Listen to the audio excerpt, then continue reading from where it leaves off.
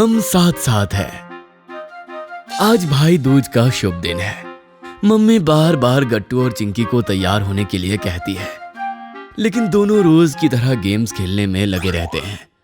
गट्टू और चिंकी चेस खेल रहे होते हैं और मम्मी दोनों को डांटती है। अरे ये क्या, सुबह सुबह फिर से खेल लेकर बैठ गए।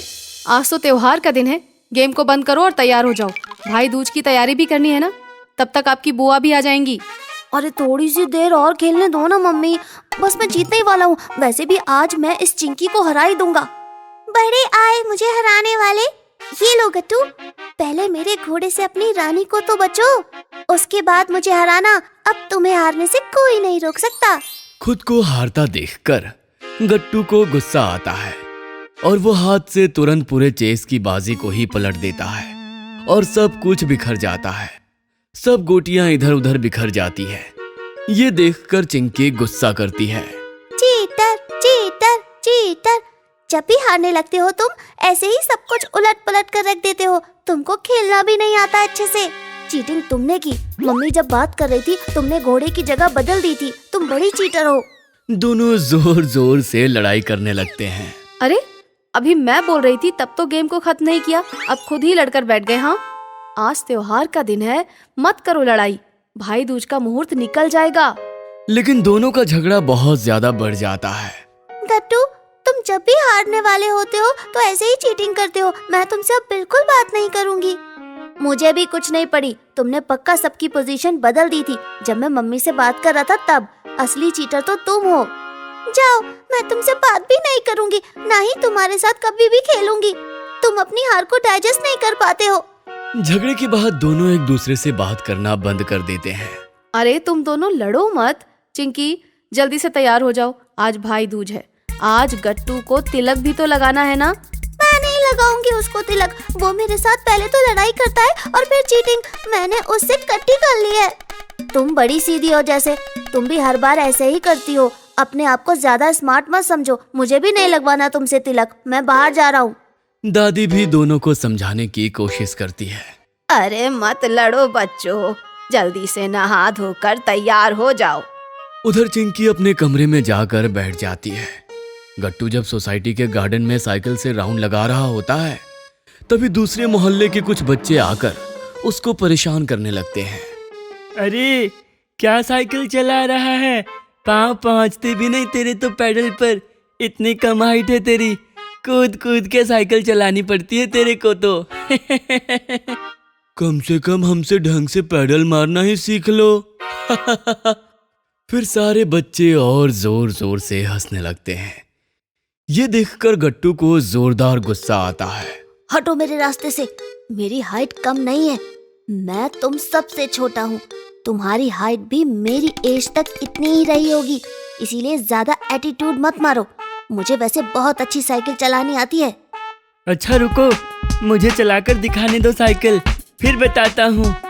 ये कहकर मोहित गट्टू से साइकिल ले लेता है और चलाने लगता है। अब मुझे राउंड लगाने दो, सीखो मुझसे कुछ। ये कहकर मोहित जैसे ही सीट पर बैठकर साइकिल मोड़ने लगता है वो नीचे गिर जाता है। उसको नीचा गिरा देखकर गट्टू जोर जोर से हंसने लगता है। अरे ये क्या हुआ? एक राउंड तो क्या, तुम तो साइकिल घुमा तक नहीं पाए। ये सब देखकर रंजन सकपका जाता है। वो मोहित से साइकिल लेकर चलाने लगता है, लेकिन वो भी अगले मोड़ पर गिर जाता है। ये क्या हो रहा है? एक काम करो, तुम सब मुझसे ट्यूशन ले लो। मेरे पाँव भले पैडल तक ना पहुँचते हो, लेकिन तुम सबसे अच्छी साइकिल चला लेता हूँ मैं। चिंकी ये सब खिड़की से देख रही होती है। उसको लगता है कि दूसरी सोसाइटी के लड़के गट्टू को तंग कर रहे हैं। उसको उन लड़कों पर बड़ा गुस्सा आता है। मेरे भाई से लड़ाई कर रहे हैं वो, अकेला है इसलिए। अभी गुड्डी और बंटी को साथ लेकर जाती हूँ। चिंकी सब झगड़ा भुलाकर बाहर भागती है। वो साथ में बंटी और गुड्डी दोनों को बुला लेती है। क्या हुआ चिंकी, क्यों बुलाया? सब ठीक तो है ना? अरे देखो, वो दूसरी सोसाइटी के लड़के हमारी सोसाइटी में अक्सर आ जाते हैं। आज वो गट्टू से झगड़ा कर रहे हैं। हमारे होते हुए गट्टू अकेला नहीं हो सकता। अरे चिंता मत करो चिंकी, अभी जाकर बात करते हैं। चिंकी, बंटी और गुड्डी तीनों एक साथ गार्डन की तरफ दौड़ते हैं, जिधर तीनों बड़े लड़के अभी भी खड़े होते हैं। तभी चिंकी वहां पहुंच जाती है। ये मेरे भाई की साइकिल है, वो बहुत अच्छी साइकिलिंग करता है। ये सुनकर तीसरा लड़का कहता है, मुझसे बेस्ट कोई साइकिल नहीं चलाता। सुरेश अब साइकिल चलाने लगता है, लेकिन वो भी रंजन और मोहित की तरह पूरी तरह से हैंडल नहीं मोड़ पाता और गिर जाता है। ये तो कॉमेडी हो गई। एक काम करो, तुम तीनों पहले सीख कर आओ। गट्टू, चिंकी और बाकी लोग हंसने लगते हैं। चिंकी के साथ सोसाइटी के चेयरमैन का बेटा श्याम भी होता है। वो कहता है, देखो मोहित, बहुत दिनों से मैं देख रहा हूँ तुम हमेशा यहाँ आ जाते हो। इस सोसाइटी के बच्चों को तंग करना छोड़ दो, वरना मैं चेयरमैन सर को बुला लाऊंगा और वो तुम्हारी मम्मी पापा से शिकायत कर देंगे। तुम अपनी सोसाइटी में ही खेला करो, हमारी सोसाइटी में आओगे तो प्रॉब्लम होती है। गट्टू और चिंकी अकेले नहीं है, हम सब उसके साथ है, हमारे फ्रेंड्स है। वो मेरा भाई है। अब उसकी साइकिल के हैंडल से हाथ हटा दो। इतने सारे लोगों को एक साथ देखकर सुरेश अब हैंडल से हाथ हटा देता है। उधर गट्टू चिंकी की बात सुनकर एकदम इमोशनल हो जाता है। वो सब मिलकर उन बड़े बच्चों का सामना करते हैं जो उन पर हावी होने की कोशिश कर रहे थे। एक तो तुम वैसे ही बार बार गिर पड़ रहे थे, इसीलिए वैसे भी हार मान ही लो। सबको एक साथ आया देखकर और साइकिल ना चला पाने की वजह से आखिरकार मोहित और बाकी बड़े बच्चे हार मानकर चले जाते हैं। ओके, गुस्सा मत करो, हम तो ऐसे ही इस साइड खेलने गए थे, अभी चुपचाप चले जाएंगे, लड़ाई मत करो। अब समझे छोटा पैकेट का कमाल। मोहित कुछ बोले बिना ही चुपचाप लौट जाता है। मोहित के जाते ही गट्टू एकदम खुश हो जाता है और वो सबको थैंक्स कहता है। आप सभी का बहुत बहुत थैंक्स। आप सभी को पता कैसे चला? लेकिन अरे थैंक्स तो चिंकी को बोलो, उसने ही तो हम सबको फटाफट बुलाया। अगर वो नहीं बताती तो हमें पता ही नहीं चलता कि मोहित अपने बाकी दोस्तों के साथ इधर आया है। ये सारा क्रेडिट तो चिंकी को जाता है। वैसे भी ये मोहित बहुत शैतानी करता है। मैं इसके बारे में अंकल को एक बार जरूर बताऊंगा, ताकि आगे से वो इधर के किसी बच्चे को तंग ना करे। हाँ, हमको चेयरमैन अंकल को ये बात बतानी चाहिए। आज तो आप लोग आ गए, हमेशा कौन आएगा? उधर गट्टू चिंकी को इमोशनल देखता है। तुम ठीक तो हो ना गट्टू? गट्टू दौड़कर चिंकी को गले लगाता है। बाकी सब उनको देखकर स्माइल करते हैं। उधर मम्मी और दादी भी ये सब दूर से देख रहे होते हैं।